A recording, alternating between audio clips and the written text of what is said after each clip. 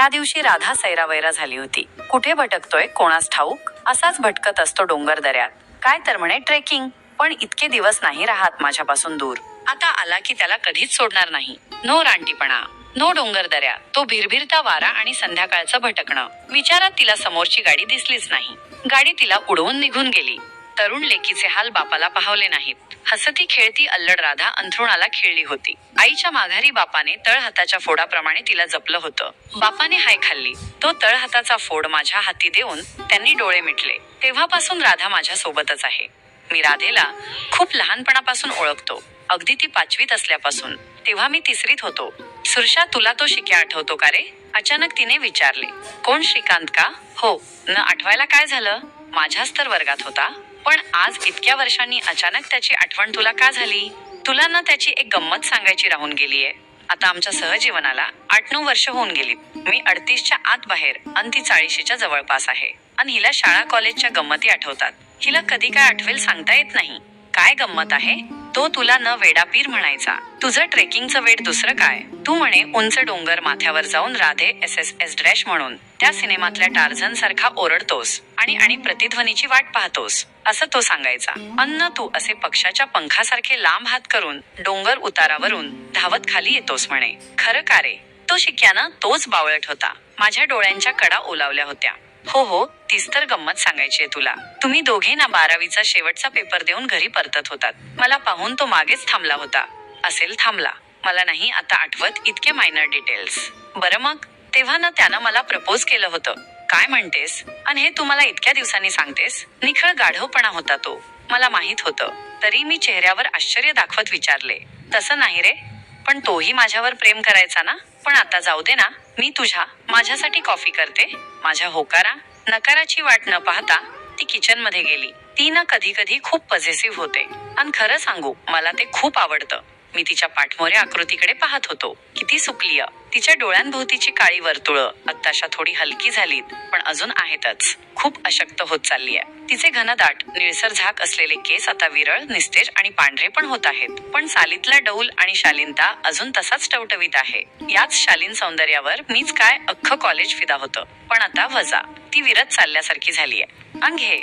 आम्ही कॉफीचे मग घेऊन फ्रेंच विंडोत बसलो. तिला असं खिडकीत बसून बाहेर पाहत चहा कॉफी प्यायला आवडते, म्हणून मी खिडक्यांच्या मागे घराच्या आतून बसण्यासाठी ओटे करून घेतलेत. खिडकी बाहेर तुरळक पावसाचे थेंब तुटत होते. पाऊस, तो धुंद करणारा मातीचा सुगंध आणि ते धसमुसळ वार, हे सगळं म्हणजे राधेचा जीव की प्राण.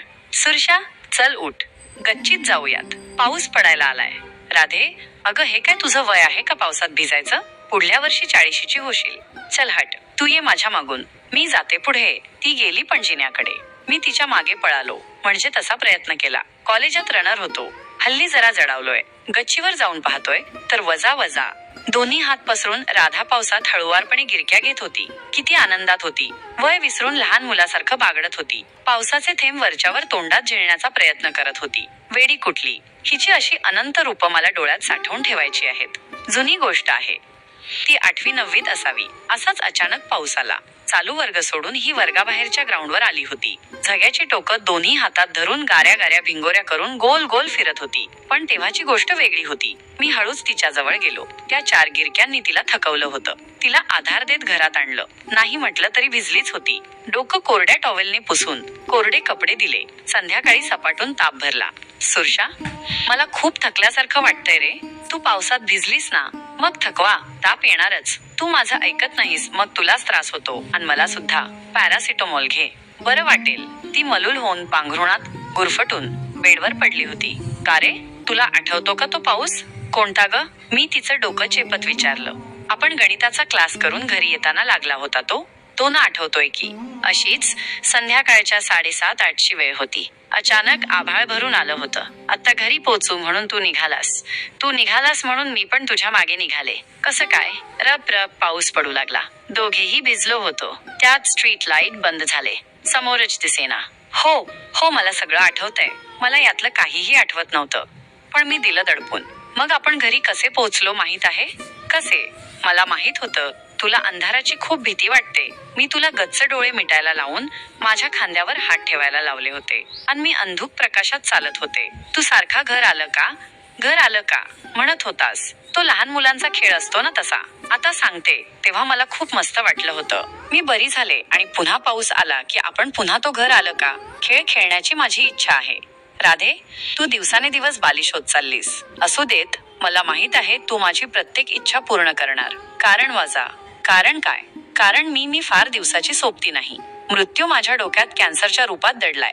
Stop it. पुन्हा पुन्हा तेच तेच नको सांगू. मला ते सत्य असले तरी नाही ऐकवत. आणि मी तुला नाही जाऊ देणार. राधेच्या त्या अपघातापासून तिची स्मरणशक्ती काही प्रमाणात हरवली आहे. काही गोष्टी तिने सत्य म्हणून स्वीकारल्या आहेत, तर काही सत्य तिने झिडकारले आहेत. त्या अपघातानंतर तिला सावरायला खूप वेळ लागला होता. अजूनही ती त्यातून पूर्ण बरी झाली असं म्हणता येत नाही. ती सावरते असे वाटत असतानाच ब्रेन ट्यूमर डिटेक्ट झालाय. माझ्या तळहातावरचा फोड काही दिवसांचाच सोबती आहे. हे तिलाही आणि मलाही माहित आहे. फक्त एकच गोष्ट तिला माहित नाही, जी फक्त मलाच माहित आहे. ती माझी राधाच आहे, जिच्यावर मी जीवापाड प्रेम केलं आणि करतोय. पण ती ज्या सुरशावर जीव ओवाळून टाकते तो मी नाही. तिच्या स्मरणशक्तीने इथेच दगा दिलाय. असा आजार पण देवानं कोणालाच देऊ नये, ज्यात रोग्यालाच आजार माहीत नसावा. त्या दिवशी सुरेश ट्रेकिंगहून परतलाच नाही. 2 दिवस वाट पाहून आम्ही तपास केला. त्याची बाईक एका कड्याच्या पायथ्याशी पार्क केली होती. वर कड्याच्या टोकाला बॅकसॅक पडली होती. 4 दिवसांनी त्याचा मृतदेह एका कपारीत सापडला. पण राधेचं मन हे स्वीकारायला तयार नाही. तेव्हापासून ती मलाच तिचा सुरशा समजते. आता तिचे थोडेच दिवस राहिलेत. मी देवाच्या चरणी रोज हीच प्रार्थना करतोय की देवा, तिचा हा भ्रम असाच राहू दे. तिला शेवटपर्यंत तिच्या सुरशासोबत जगू दे आणि मला माझ्या राधेसोबत.